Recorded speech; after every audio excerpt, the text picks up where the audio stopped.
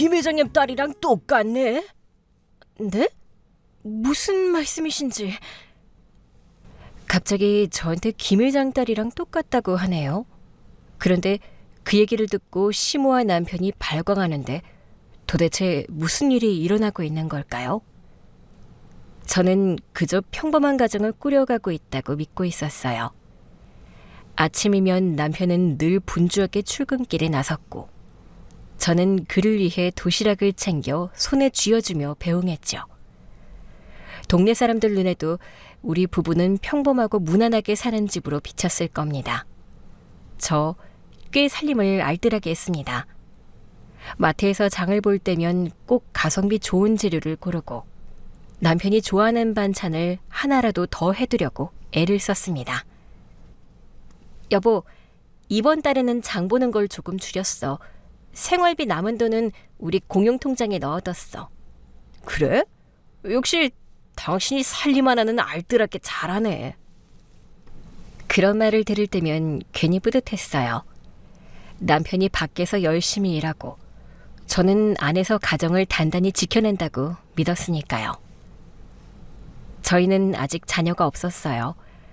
저녁 식탁에 함께 앉아 하루 이야기를 나누면서 언젠가는 아이 울음소리까지 더해져 집안이 더 활기차질 거라는 상상을 하곤 했습니다. 우리도 곧 아기 생기면 더 바빠지겠지? 그때는 더 열심히 해야겠네. 응, 당신이랑 나라면 잘 해낼 수 있을 거야. 저는 그 한마디에 마음이 놓였고 그 꿈만으로도 하루가 버틸 힘이 됐습니다. 그렇게 저는 평범하지만 소박하고 확실한 행복을 향해 살고 있다고 생각했던 거죠. 그러던 어느 날부터인가 남편의 태도가 조금씩 달라지기 시작했어요. 예전엔 퇴근하면 곧장 집에 들어와 저녁을 함께 먹곤 했는데 날이 갈수록 늦게 들어오는 날이 많아졌습니다. 처음엔 회사 일이 많아진 건가 싶었죠. 그런데 늦게 들어와서는 씻고 나서도 늘 핸드폰만 붙들고 있는 겁니다. 제가 무슨 얘기를 해도 대답은 건성이고 눈은 오로지 핸드폰 화면에서 떨어지질 않았습니다. 오늘 회사에서 무슨 일 있었어? 왜 이렇게 늦었어? 그냥 일 좀 많았어. 신경 쓰지 마. 근데 요즘은 당신 계속 늦는 것 같아. 당신 몸도 챙겨야지. 알았다고 했잖아. 괜히 잔소리 좀 하지 마. 저는 괜히 분위기를 망칠까 싶어 더 이상 말을 못했지만 마음속에 답답함이 쌓여갔습니다. 함께 밥을 먹는 자리에서도 무언가 골똘히 생각에 잠긴 듯 고개를 푹 숙이고 음식만 퍼먹었고 제가 눈을 마주치려 하면 괜히 숟가락을 내려놓고 방으로 들어가 버리곤 했습니다.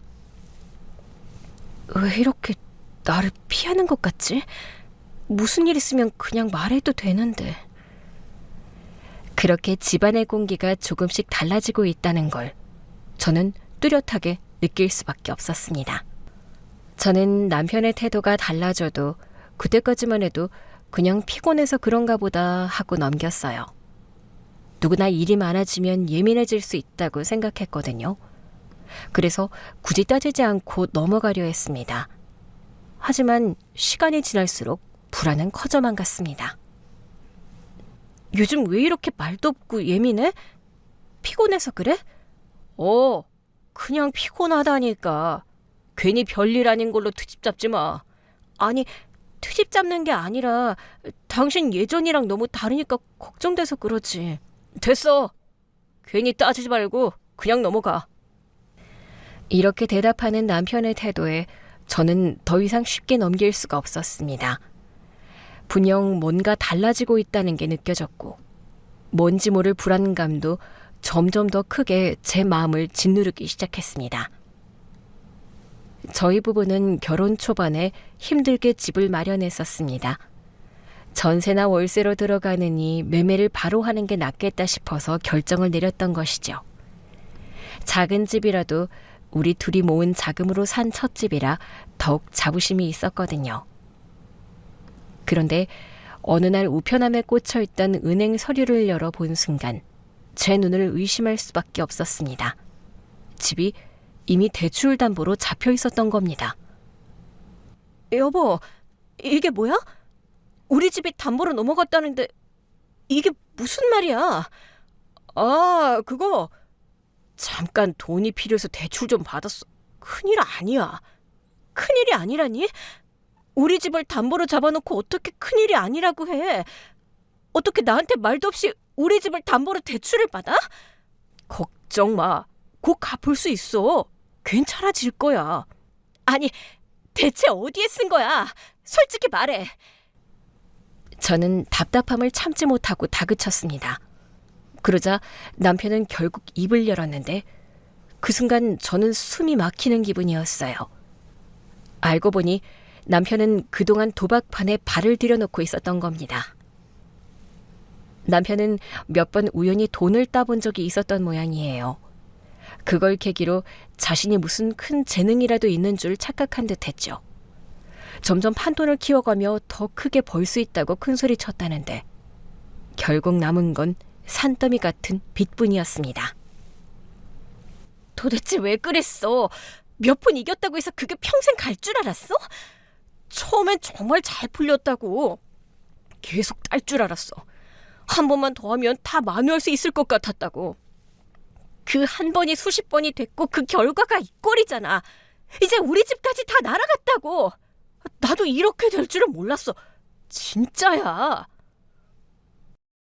저는 가슴이 꽉 막힌 것처럼 숨이 가빠웠습니다. 제가 평생의 안식처라고 믿었던 집. 우리 두 사람이 함께 꾸린 보금자리가 남편의 무책임한 도박으로 흔적도 없이 사라진 거였으니까요. 그 사실만으로도 모든 힘이 빠져나가는 기분이었습니다. 저는 그래도 가정을 지켜야 한다는 생각 하나로 남편을 붙잡아 보려 했습니다. 이미 집까지 잃게 된 상황이었지만 마음 한켠에서는 아직 다시 시작할 수 있을 거라 믿고 싶었거든요. 그래서 원망스러운 마음을 꾹 눌러 담고 남편에게 다가갔습니다. 여보, 우리 다시 처음부터 시작하자. 조금씩 갚아나가면 돼. 나도 같이 방법을 찾아볼게. 다시 시작? 웃기지 마. 당신이 살림에만 매달리지 말고 제대로 돈을 벌었으면 이렇게까지 안 됐어. 뭐라고? 내가 부족해서 이런 일이 생겼다는 거야? 지금까지 집안 살림 꾸려온 게 다 헛수고였다는 소리야? 결국은 당신이 제대로 벌어온 게 없으니까 이런 꼴 난 거지. 그 말에 저는 아무 대답도 할 수가 없었습니다. 그동안 애써 꾸려온 살림과 저의 노력이 한순간에 무의미한 것으로 내쳐지는 것 같았거든요. 남편의 말은 제 마음을 단순에 산산조각 내버렸고 더 이상 붙잡을 마음이 사라져가는 기분이었습니다. 결국 저는 더 이상 버틸 수 없다는 걸 인정할 수밖에 없었습니다. 그래도 한때는 함께 웃고 살던 사람이었기에 끝까지 붙잡아 보려 했지만 남편의 한탕주의와 무책임한 태도는 이미 선을 넘어선 지 오래였어요. 아무리 참으려 해도 이제는 제 자신이 무너져가는 것 같았습니다. 그래서 저는 마지막으로 마음을 다잡고 이혼을 결심했습니다. 우리 이제 그만하자. 더는 같이 살 이유가 없는 것 같아. 뭐? 당신 지금 이혼하자는 거야? 더는 견딜 수 없어. 내가 아무리 지켜내려 해도 당신은 달라지지 않았잖아. 그래? 이혼하자. 이혼해. 근데 합의 이혼은 못 해줄 것 같은데? 결국 우리는 이혼 소송을 했고 그 과정은 길고 지루했지만 결과는 분명했어요. 법원은 남편의 잘못을 하나하나 짚어가며 인정했고 결국 위자료와 재산 분할 대부분을 제 쪽이 유리하게 판결했습니다. 판사가 판결문을 읽어 내려가는 순간 제 앞으로 모든 재산이 돌아온다고 했을 때 순간적으로는 안도감이 들었지만 한편으로는 허무하기도 했습니다. 이제 끝났구나. 그래도 내가 이겼네. 이게 다 당신 잘못이야. 당신이 괜히 일을 키워서 이렇게 된 거야. 아직도 당신은 본인 잘못인 거를 모르는구나. 나는 내 권리를 지킨 것뿐이야. 소송 과정에서 남편의 태도를 보며 저는 아예 남편에게 질려버렸던 것 같아요. 결혼 생활을 버텨온 지난 시간들이 전부 무너져 내린 듯 느껴졌습니다. 집이며 재산은 모두 저에게 왔지만 결국 지키고 싶었던 가정은 남아있지 않았으니까요. 그 사실이 마음 한쪽을 무겁게 짓누르고 있었습니다. 그렇게 이혼 소송이 끝난 뒤 남편과 시어머니는 단숨에 빈털터리가 되었습니다. 집도 재산도 모두 제 몫으로 판결이 났기 때문에 그들에겐 남은 게 아무것도 없었죠. 그런데도 두 사람은 스스로의 잘못을 인정하지 않았습니다. 오히려 저를 원망하며 이를 갈았고 그 분노를 대놓고 드러냈습니다.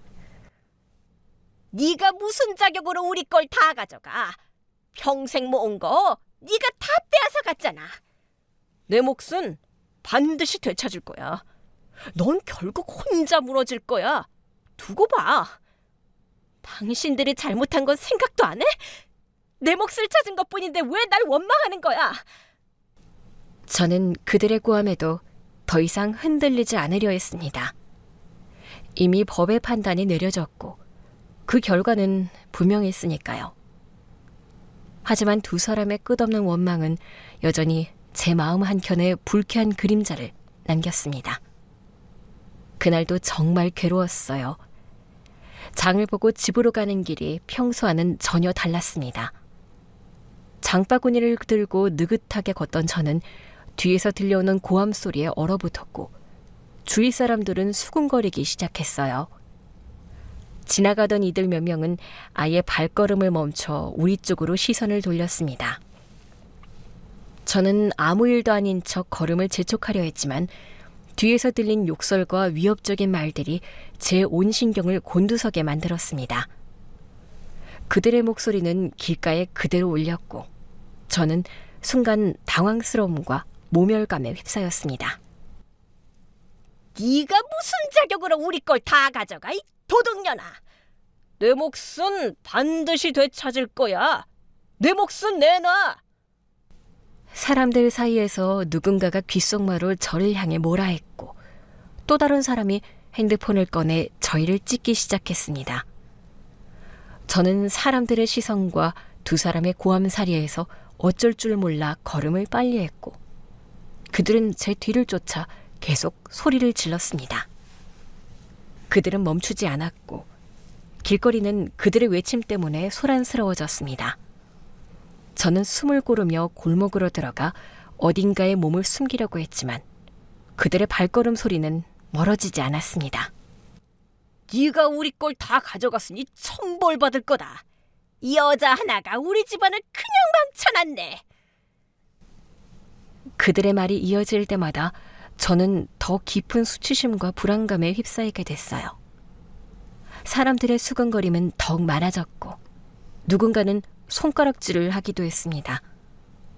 저는 그 자리에 서 있는 곳조차 괴로워 몸서리쳤고 결국 고개를 푹 숙인 채 걸음을 재촉했습니다.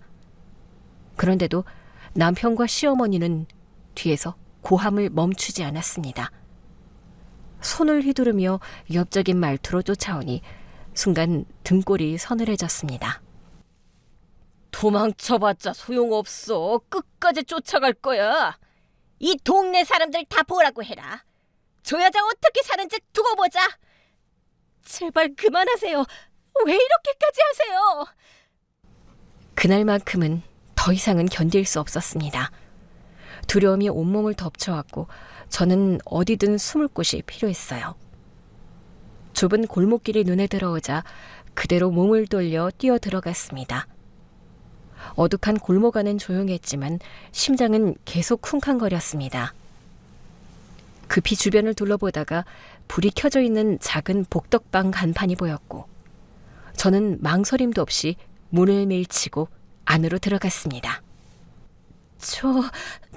잠깐만 숨을 곳이 필요해서요. 죄송하지만 잠시만 있게 해주세요.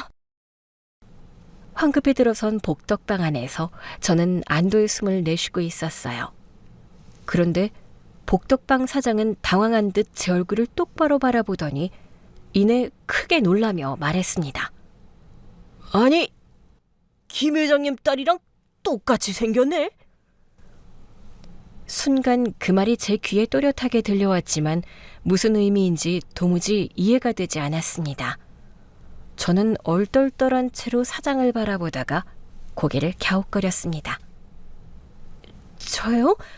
무슨 말씀이신데요? 제가 누구랑 닮았다는 거예요? 그 순간 이미 저를 따라 들어온 남편과 시어머니는 복덕방 사장의 말을 듣자마자 눈빛이 달라졌습니다. 뭐라고? 지금 방금 뭐라고 했어요? 네? 김 회장님? 아니, 우리 집사람의 김 회장님 따님이라고? 말도 안 돼. 두 사람의 얼굴빛은 금세 사색이 되었고 방금 전까지 저에게 욕을 퍼붓던 기세와는 전혀 다른 반응을 보였습니다.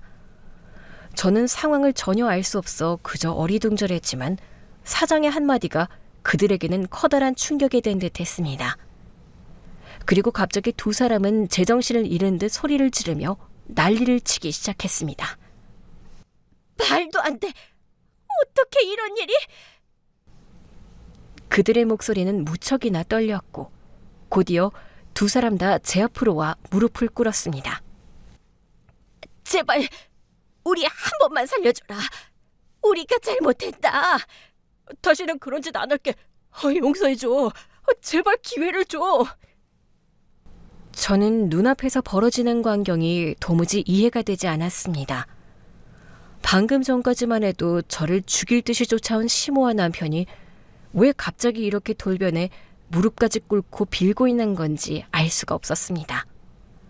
복덕방 사장이 무심코 던진 그 한마디, 그리고 이 두 사람의 태도가 갑작스럽게 바뀐 이유가 무엇인지 제 머릿속은 혼란스러울 뿐이었습니다. 대체 무슨 소리예요? 김 회장님 딸이라니 저랑 무슨 상관인데 이러시는 거예요? 저는 그 자리에서 답답함만 커져갔습니다.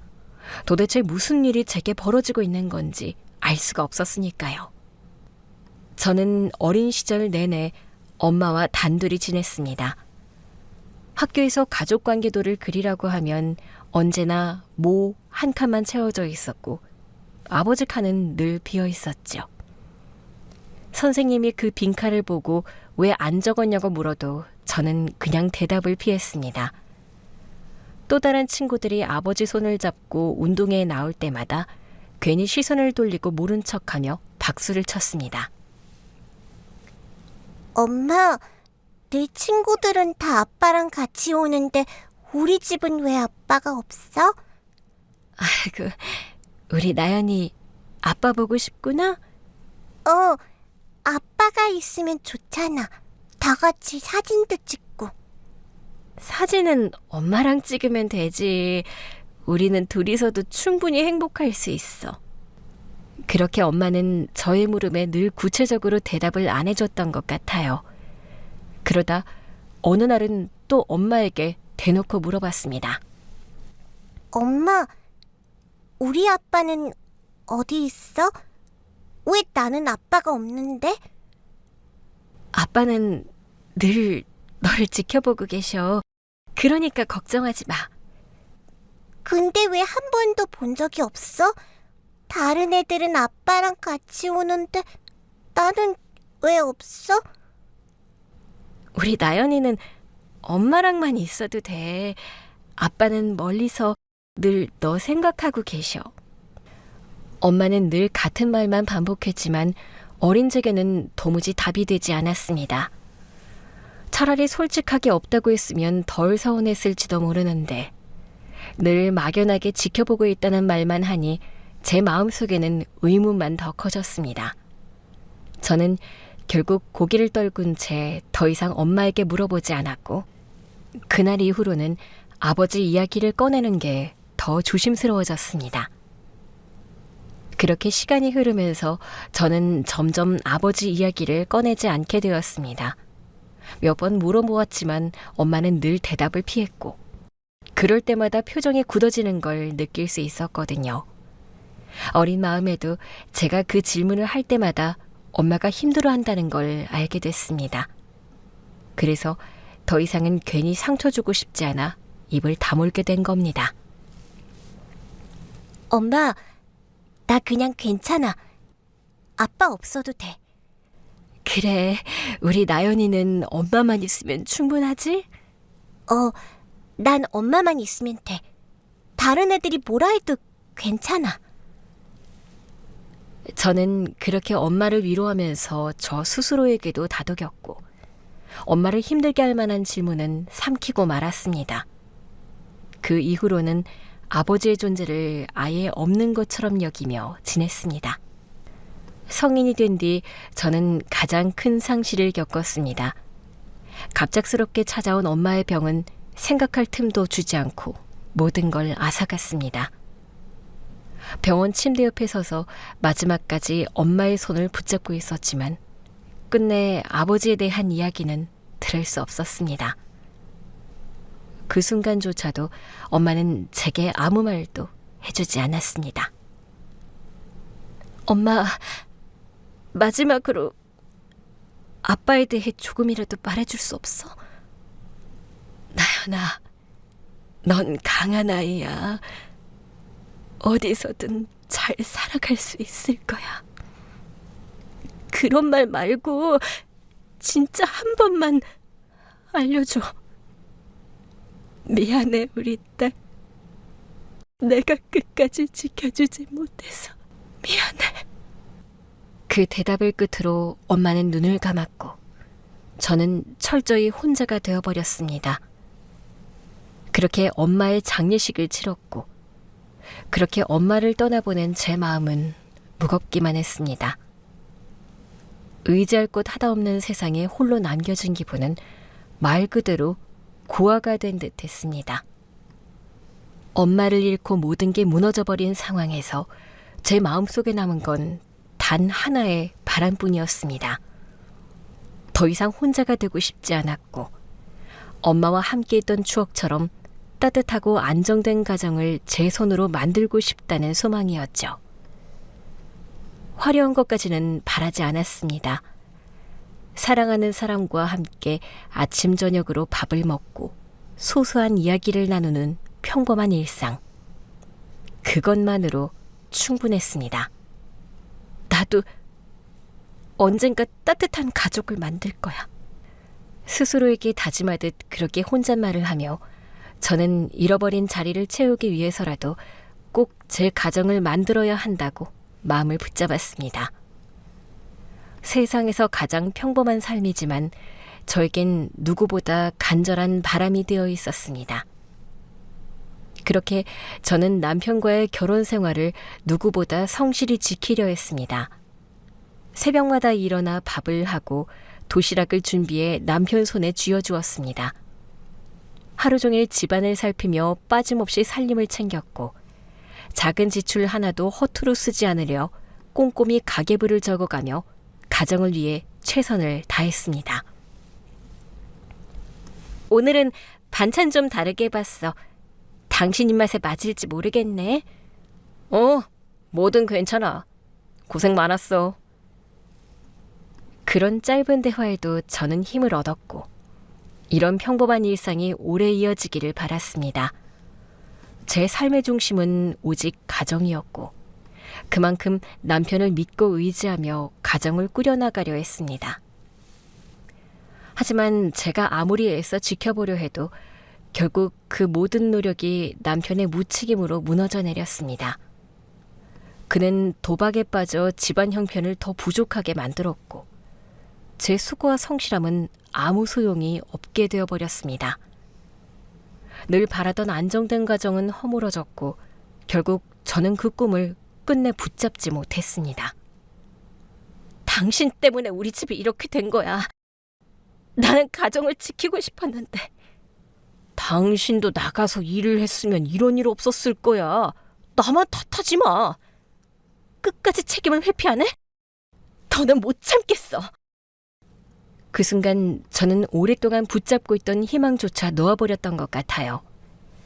사랑과 믿음으로 시작됐던 결혼 생활은 무책임과 탐욕 속에 무너져 내렸고 결국 저는 이혼이라는 결정을 받아들일 수밖에 없었습니다. 남편과 시어머니는 이혼이 끝난 뒤에도 저를 향한 원망을 멈추지 않았습니다. 마치 모든 게 제 탓이라도 되는 양 행동했고 틈만 나면 저를 찾아와 험담을 늘어놓으며 동네 사람들 앞에서 제 체면을 짓밟으려 했습니다. 제가 있는 곳에서 그들은 매번 따라와 소리를 지르며 모욕을 주었고 저는 어디를 가든 그림자처럼 따라붙는 그들 때문에 숨이 막혔습니다. 다 네 잘못이야. 네가 우리 집안 다 망쳐놨잖아. 네가 뺏어간 걸 반드시 돌려받을 거다. 가만두지 않을 거야. 그만해. 우리는 이제 남이라고. 왜 자꾸 내 인생을 망치려고 해? 그들의 집요한 괴롭힘에 저는 매일이 두려움과 긴장의 연속이었습니다. 평범하게 하루를 보내는 것조차 쉽지 않았고 언제 또 어디서 나타날지 몰라 늘 마음을 조이고 살아야 했습니다. 그날도 저는 두 사람의 끝없는 추격을 피하려 발걸음을 재촉하다가 급히 눈에 들어온 복덕방 안으로 몸을 숨겼던 것입니다. 숨을 고르기도 전에 복덕방 사장이 저를 유심히 바라보더니 갑자기 놀란 듯 중얼거렸습니다. 아니, 김 회장님 따님이랑 똑같이 생겼네? 그 한마디는 무겁게 울려 퍼지는 느낌이 들었습니다. 저는 순간 귀를 의심했습니다. 도무지 무슨 소린지 알 수 없었고 그저 멍하니 굳은 제 사장을 바라볼 수밖에 없었습니다. 지금 뭐라고 하셨어요? 제가 누구랑 닮았다고요? 그리고 복덕방 사장의 말을 들은 시모와 남편은 갑자기 발광을 하며 몸을 떨었던 것이었죠. 그 말은 단순히 그냥 농담이나 우연으로 들리지 않았습니다. 복덕방 사장은 잠시 저를 바라보다가 곧장 핸드폰을 꺼내들더니 어디론가 전화를 걸었습니다. 여보세요?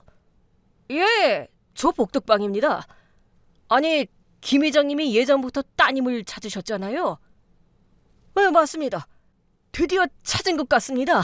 김 회장님의 평생 애타게 찾던 따님을. 지금 제 앞에 있습니다.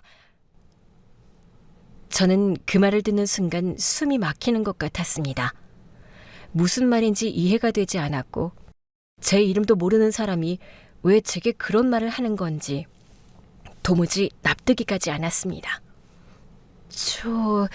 무슨 말씀을 하시는 거예요? 따님이라뇨. 저는 그런 사람 아니에요. 그냥 잘못 보신 거예요. 제 목소리는 떨렸고 상황은 점점 더 알 수 없는 방향으로 흘러가고 있었습니다. 저는 복덕방 사장의 행동을 보며 머리가 어지러울 정도로 당혹스러웠습니다. 지금까지 살아오면서 아버지의 존재조차 알지 못했고 엄마조차 끝까지 아무 말도 해주지 않았는데 낯선 사람의 말 한마디가 제 모든 삶을 흔들고 있는 것 같았어요. 저는 그런 거 모릅니다. 왜 저한테 이런 말씀을 하세요? 저랑은 아무 상관없는 얘기예요. 아닙니다. 내가 괜히 헛소리하는 게 아니에요. 이건 그냥 닮은 게 아닙니다. 그 말을 듣는 순간 이해할 수 없는 불안감이 밀려왔습니다. 그런데 옆에서 듣고 있던 두 사람, 남편과 시어머니의 눈빛이 갑자기 달라졌습니다. 조금 전까지 저를 몰아붙이던 태도와는 달리 허둥대며 서로를 쳐다보고 당황한 기색이 역력했습니다. 이게 진짜라면 어떡하지? 말도 안 돼! 설마 저... 그들의 반응은 상황을 더욱더 혼란스럽게 만들었습니다. 저는 이유조차 알 수 없는 채로 제 삶이 전혀 다른 국면으로 휩쓸려 들어가는 걸 느낄 수밖에 없었습니다. 사실 이건 나중에 알게 된 이야기인데 저의 엄마는 젊은 시절 우연한 계기로 김 회장을 만나게 되었다고 합니다. 평범하게 살아오던 엄마에게 김 회장은 한눈에 반했었고 그 후부터 만남을 청했다고 해요. 불쑥 시작된 만남이었지만 두 사람은 빠르게 서로에게 끌렸습니다. 짧은 시간이었음에도 불구하고 마음을 숨기지 않고 주고받으며 사랑을 키워갔습니다. 그 시절 엄마에게 김 회장은 세상 누구보다 따뜻한 사람이었고 말없이도 든든하게 곁을 지켜주는 믿음직한 존재였다고 합니다. 힘든 상황 속에서도 엄마가 웃을 수 있었던 이유는 그가 곁에 있었기 때문이었고 김 회장 역시 엄마에게서 위로와 안식을 느끼며 더욱 진심을 다해 다가갔습니다. 비록 둘의 만남은 오래 지속되지는 못했지만 두 사람의 만남은 서로의 삶에 깊은 흔적을 남겼습니다. 엄마의 젊은 날은 그와 함께한 기억으로 채워졌고 그 기억은 세월이 지나도 엄마의 마음 한구석에서 지워지지 않는 따뜻한 빛처럼 남아 있었던 것 같아요. 두 사람이 헤어지게 된 이유는 김 회장은 사회적으로 존경받는 인물이었고 이미 한 가정의 남편이자 아버지라는 위치에 있었기 때문입니다. 아무리 제 엄마에게 마음이 향해도 현실이 그를 붙잡고 있었습니다. 그와 엄마 사이의 감정은 분명 진실되고 뜨거웠지만 그는 끝내 그 곁에 머물 수 없는 처지였던 겁니다. 내가 당신을 마음에 품고 싶지만 나한테는 이미 지켜야 할 가정이 있어. 정말 미안해.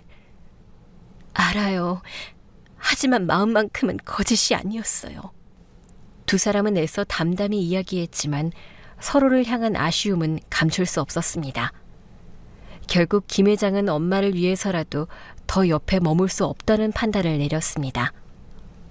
옆에 있으면 있을수록 더 마음이 아파지기만 했고 사랑이 아무리 깊어도 책임을 져야 하는 가족들이 있었기에 그는 냉정한 선택을 할 수밖에 없었던 겁니다. 엄마는 떠나가는 그 사람의 뒷모습을 바라보며 아무 말도 하지 못한 채 마음속으로만 그를 간직했고 김 회장 또한 떠나는 길에 수없이 뒤돌아보고 싶었지만 끝내 발걸음을 멈추지 않았습니다.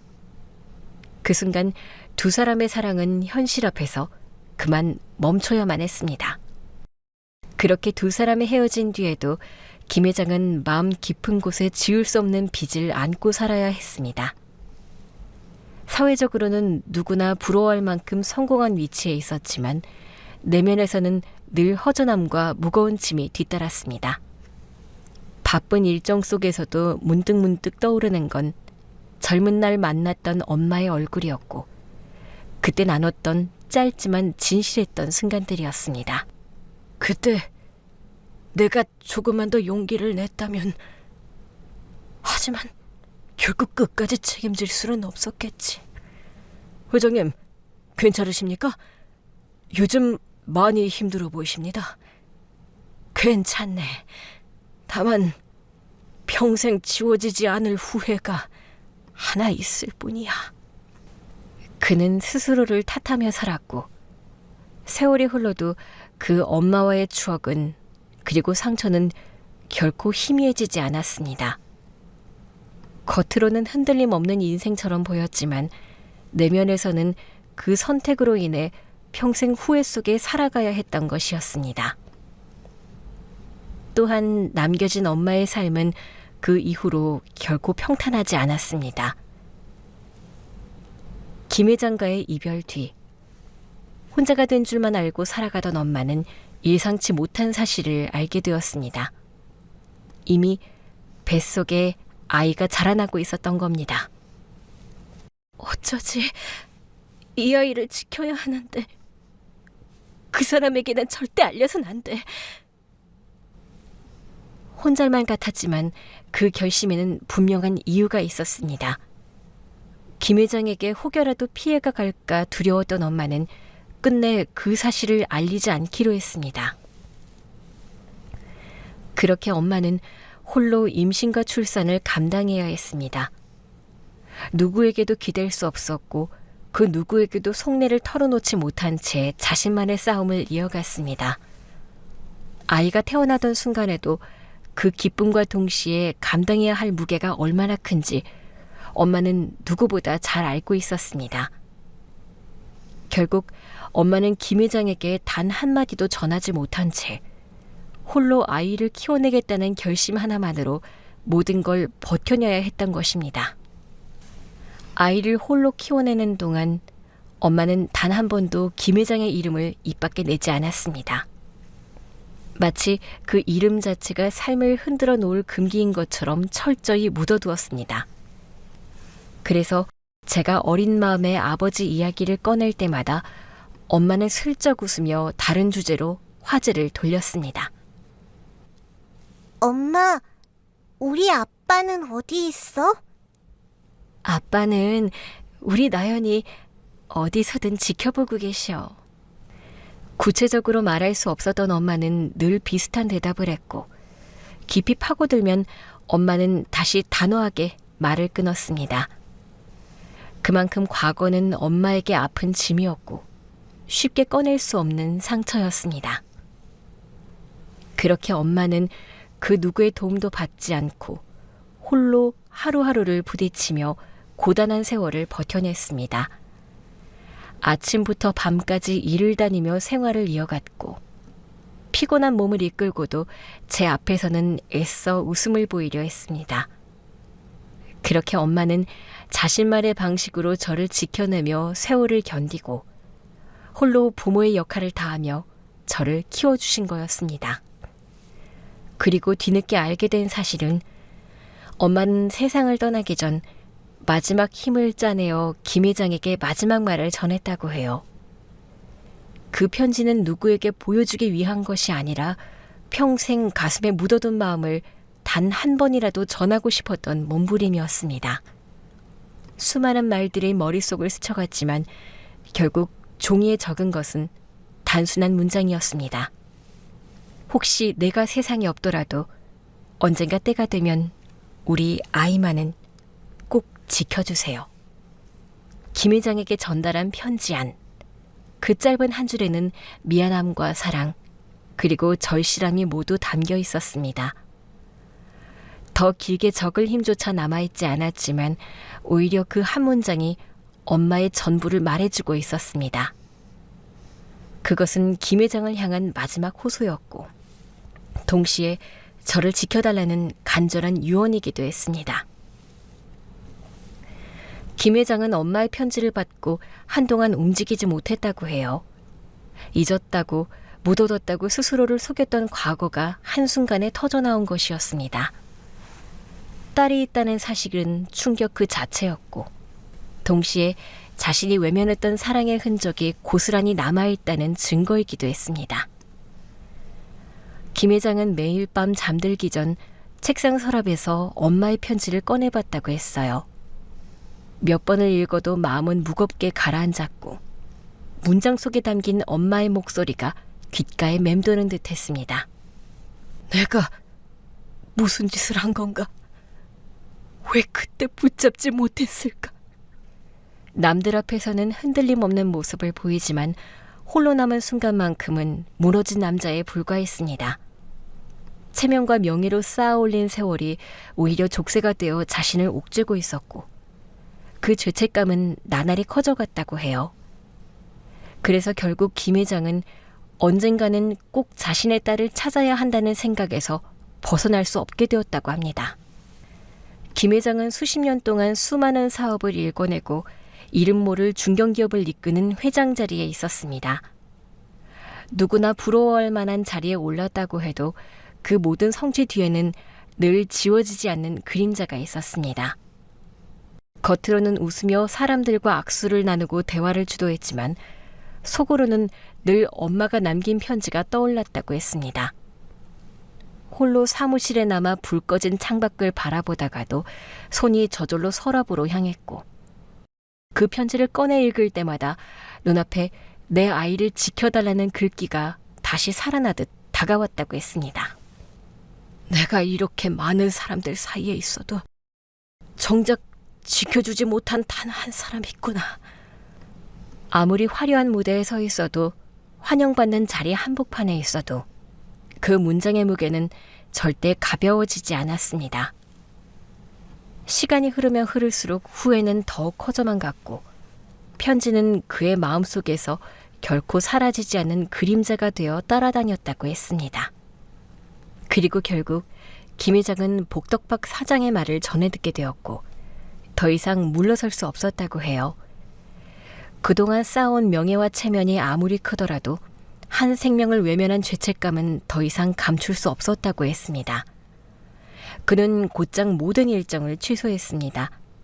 그리고 결국 과거의 빚과 마주하기 위해 그리고 오래도록 잃어버린 딸을 확인하기 위해 직접 복덕방으로 온 것이었습니다. 복덕방 사장이 기다려달라고 사정하는 바람에 저는 오도 가도 못하고 복덕방에 묶여 있었습니다. 시모와 남편 또한 제 옆에서 사실을 확인하기 위해 가지도 않고 기다리고 있었죠. 그리고 드디어 김 회장이 모습을 드러냈습니다. 복덕방으로 들어온 김 회장은 저를 보자 눈이 동그래졌어요. 저 또한 아직은 확신을 할 수 없는 아버지라는 사람이 제 앞에 있자 찬찬히 얼굴을 바라봤죠. 누구도 부정할 수 없이 정말 붕어빵처럼 닮은 느낌이었습니다. 김 회장은 눈앞의 현실을 믿기 힘든 듯 잠시 말을 잇지 못했지만 곧 떨리는 목소리로 저에게 다가왔습니다.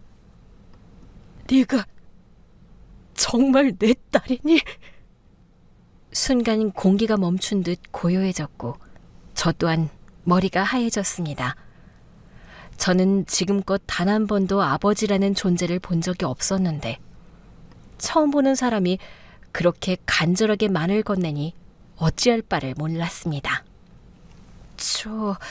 여기 사장님이 그렇다고는 하는데 저는 잘 모르겠어요. 저는 왠지 모르게 긴장이 됐고 눈앞에 낯선 현실이 두려웠습니다. 하지만 김 회장은 흔들림 없는 눈빛으로 저를 바라보며 확신하듯 고개를 끄덕였습니다. 네 얼굴을 보니 이제는 더 이상 부정할 수가 없구나. 세상에, 내가 그토록 찾아 헤맸던 아이가 바로 너였구나. 그 순간 주변에서 지켜보던 사람들까지 숨을 죽인 듯 조용해졌고 저는 심장이 빠르게 뛰는 걸 느끼며 차마 말을 잇지 못했습니다. 믿기 힘든 일이 제 앞에서 벌어지고 있었던 겁니다. 그러나 닮은 얼굴만으로는 확신할 수는 없었습니다. 김 회장은 제 머리카락을 가져가 정식으로 DNA 검사를 의뢰했습니다. 며칠 동안 김 회장은 결과가 나오기를 초조하게 기다렸다고 해요. 저 또한 마음을 진정시키기 어려웠습니다. DNA 검사를 의뢰하며 저에게 했던 말이 계속 맴돌았었죠. 혹시라도 결과가 다르게 나오면 그땐 어떻게 해야 할지 모르겠다. 저는 그 말을 듣고도 대답을 할 수 없었습니다. 그저 손에 땀이 맺히고 마음속에서는 온갖 생각이 뒤엉키고 있었습니다. 아버지라는 존재를 단 한 번도 느껴본 적 없는 제가 지금 친부를 마주하고 있다는 사실 자체가 믿기지 않았던 겁니다. 며칠 후 검사 결과가 나왔고 김 회장과 저는 각자 결과를 받아들었습니다. 결국 김 회장은 저의 친부가 확실했습니다. 맞구나. 정말 내 딸이었구나. 결과지는 모든 의문을 지워버린 듯 분명히 말해주고 있었습니다. 저와 김 회장은 혈연으로 이어진 부녀관계임이 명확히 밝혀진 것이었습니다. 그 소식은 순식간에 동네 사람들 사이로 퍼져나갔습니다. 저를 졸졸 쫓아다니며 저에게 욕설을 퍼붓던 시모와 남편 덕에 그동안 저를 두고 뒷말을 하던 사람들이 이제는 오히려 시모와 남편을 곱지 않은 눈빛으로 바라봤습니다. 그동안 저에게 쏟아냈던 모욕과 괴롭힘이 되돌아와 두 사람을 옥죄고 있었습니다. 저는 그 상황이 꿈만 같았고 그제야 제 삶을 짓눌러왔던 억울함이 조금은 풀려나가는 것 같았습니다. 저는 믿을 수가 없었습니다. 평생을 저를 괴롭히고 짓밟던 사람들이 하루아침에 제 앞에 이렇게 고개를 숙이고 무릎을 꿇는다는 게 믿기지 않았습니다. 사실 그동안 나도 어쩔 수 없었던 거야. 눈이 정말 뒤집혔던 것 같아. 제발 이번 한 번만 봐줘. 내가 다 잘못했어. 네가 그런 사람인지 알았으면, 아니, 그게 아니라 이제라도 우리 가족으로 돌아와야지. 우리 같이 살자. 제발. 그들은 저를 찾아와 간절한 목소리로 말했지만 제 귀에는 공허하게 울릴 뿐이었습니다. 그동안 제가 당했던 수모와 서름이 한꺼번에 떠올라 마음속에서는 단호한 거절의 담만 맴돌고 있었습니다. 저는 차갑게 그들을 바라보며 더 이상 과거의 굴레로 돌아가지 않겠다고 다짐했습니다.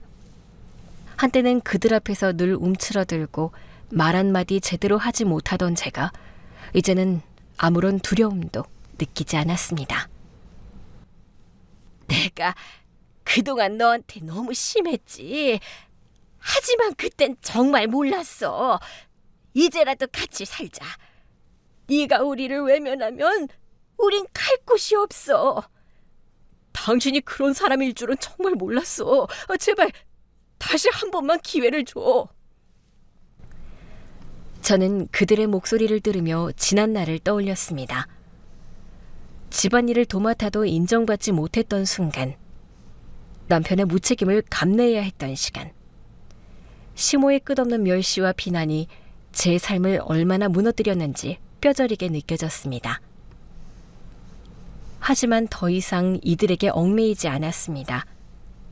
제 삶이 달라졌다는 사실이 확실히 와닿았고 그 어떤 말로도 다시는 제 자리를 흔들 수 없다는 걸 깨달았습니다. 사실 시모와 남편이 제가 김 회장의 딸이라는 이유만으로 이렇게 무릎을 꿇고 비는 이유가 있었습니다. 두 사람이 김 회장에게 집착했던 이유는 단순히 유명한 부자와 연을 맺고 싶어서가 아니었습니다. 남편은 도박으로 진 빚 때문에 이미 채권자들에게 쫓기고 있었고 김 회장의 이름 석자만 얹히면 당장이라도 그들의 태도가 달라질 거라 믿고 있었습니다. 김 회장이 한 번만 보증을 서주거나 한마디만 해도 빚이 정리될 수 있다고 착각했던 거죠. 그분 같은 사람이 한마디만 해주면 사채업자들도 꼼짝 못해. 내가 다시 살아날 수 있어. 그렇지. 김 회장하고 연결만 되면 우리도 사람 대접 받을 수 있어. 시모의 이유는 또 달랐습니다. 평생 힘없는 집안이라는 소리를 들어온 게 치욕이었던 시모는 계모임이나 친척들 앞에서 김 회장과 아는 사이라고 말 한마디를 하고 싶었던 겁니다. 그 한마디만 있어도 체면이 살아나고 지난 서름이 다 씻겨나간다고 믿은 거죠. 결국 남편은 빚을 벗어나기 위해, 시모는 체면과 허영을 채우기 위해 김 회장에게 매달리고 있었던 겁니다. 김 회장은 강남에만 건물을 수십 채 가지고 있고 이름만 대면 알만한 사람들과 어울리는 인맥을 가진 인물이었으니 그들에게는 부러움과 동시에 욕심의 대상이 될 수밖에 없었던 겁니다. 저분이랑 한 번만 연을 맺으면 우리 인생도 달라질 거야. 남들 앞에서 대접이 달라질걸? 맞아. 나도 저런 분하고 연주를 한번 대봐야지. 저는 예전부터 그런 대화를 곁에서 들을 때마다 참 한심하다고 느꼈습니다. 정작 자신들의 자리에서 제대로 노력할 생각은 하지 않고 남의 그늘에 숟가락을 얹을 방법만 찾고 있었으니까요. 그래도 두 사람은 끊임없이 주변에 수소문을 하고 김 회장이 다니는 모임이나 행사에 발을 들여놓으려고 안간힘을 썼습니다. 그러나 번번이 실패했고 그럴 때마다 더 큰 열등감과 분노를 저에게 쏟아내곤 했습니다. 두 사람은 계모임에 나와서도 동네 잔치나 지인 모임에 가서도 늘 김 회장 이야기에만 귀를 기울였습니다. 누가 김 회장과 같은 행사에 참석했다는 말만 나와도 바로 다가가 묻고 심지어는 그와 함께 찍은 사진이라도 있다 하면 부러운 눈빛을 감추지 못했습니다. 우리가 그분하고만 연결되면 이제껏 겪은 고생은 한순간에 끝날 거야. 사람은 결국 돈과 힘 있는 사람 옆에 붙어야 대접을 받는 거라고. 언젠가는 반드시 기회가 생길 거야. 그렇게 말은 했지만 현실은 전혀 따라주지 않았습니다. 김 회장의 주변은 늘 굳게 닫혀 있었고 아무리 애써도 평범한 이들이 비집고 들어갈 틈은 없었습니다.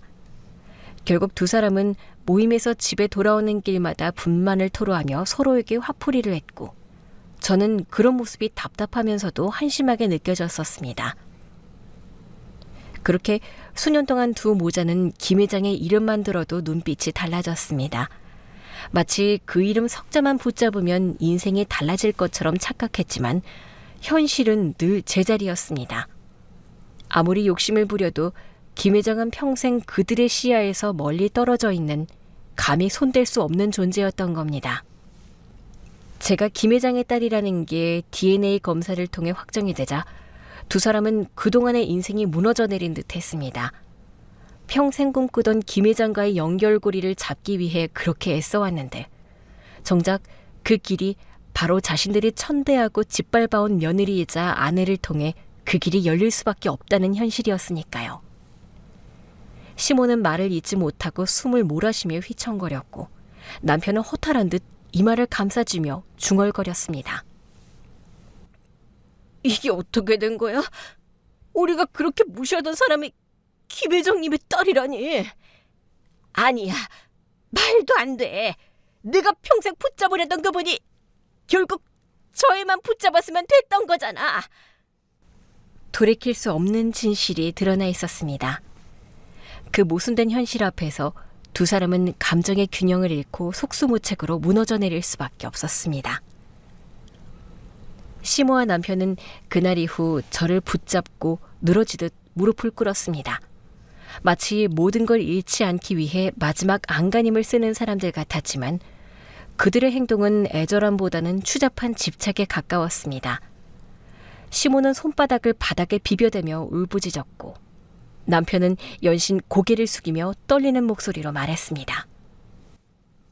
이제라도 받아주면 뭐든 할게. 제발 한 번만 기회를 줘. 내가 다 고칠게. 다 바꿀게. 그들의 말은 저를 향한 간절한 사과라기보다는 김 회장과의 연결이 끊어질까 안다라는 모습이었죠. 무너진 체면과 부질없는 욕망이 한데 뒤엉킨 그 모습은 오히려 그동안 얼마나 탐욕에 사로잡혀 있었는지를 선명히 보여주고 있었습니다. 시모와 남편을 뒤에서 몰래 지켜보고 있던 김 회장은, 아니 저의 아버지는 흔들림이 없었습니다. 두 사람이 아무리 바닥을 치며 애원해도 그의 눈빛은 단호했고 목소리에는 단 한 점의 온기도 없었습니다. 내 딸을 괴롭힌 인간들은 두 번 다시 우리 딸 앞에 나타나지 못하게 해야겠어. 김 회장의 단호함은 오랜 세월 억눌려 있던 저의 상처를 대신 막아주는 방패 같았어요. 결국 아버지의 경호원들로 인해 시모와 남편은 그렇게 제 앞에서 끌려나가듯 멀어져만 갔어요. 나중에 들은 얘기로는 시모와 남편은 완전히 무너져 내렸다고 했습니다. 이제 우리는 끝났구나. 다 잃었어. 어떻게 이렇게까지 될 줄은 아무것도 남지 않았잖아. 그들은 허공만 바라보며 중얼거릴 뿐이었습니다. 더 이상 붙잡을 것도 기대할 것도 사라진 두 사람은 텅 비어버린 껍데기처럼 앉아 있었고 그 추락한 모습은 오히려 그들의 지난 날을 적나라하게 증명하고 있었습니다. 반면 저는 전혀 다른 길 위에 서게 되었습니다. 평생 마음속에서만 그리워하던 아버지의 품에 안긴 순간 이제는 더 이상 혼자가 아니라는 걸 뼈저리게 느꼈습니다. 이제부터 너는 절대 혼자가 아니야. 내가 끝까지 지켜주마. 엄마 목까지. 아버지의 따뜻하고 듬직한 목소리가 들리는 순간 지난 세월의 아픔과 두려움이 조금씩 녹아내리는 것 같았습니다. 그동안 감당해야 했던 외로움과 고통을 덮어주었고 저에게 처음으로 새로운 삶의 시작을 알리는 신호가 되어주었습니다. 저는 눈을 감고 세상을 떠난 엄마의 마지막 편지를 떠올렸습니다. 엄마, 이제 저 더 이상 혼자가 아니에요. 아버지하고 잘 살아볼게요. 제 옆에 있던 아버지는 제 어깨를 단단히 끌어안으며 말했습니다. 이제는 평생 동안 아버지가 네 옆에 있어줄게. 그동안 너를 챙겨주지 못해 미안하다. 그 목소리에는 평생의 후회와 늦게나마 반드시 저를 지켜주겠다는 결의가 함께 담겨 있었습니다. 저는 아버지의 품에서 마음 깊은 곳에서 안정을 느낄 수 있었습니다.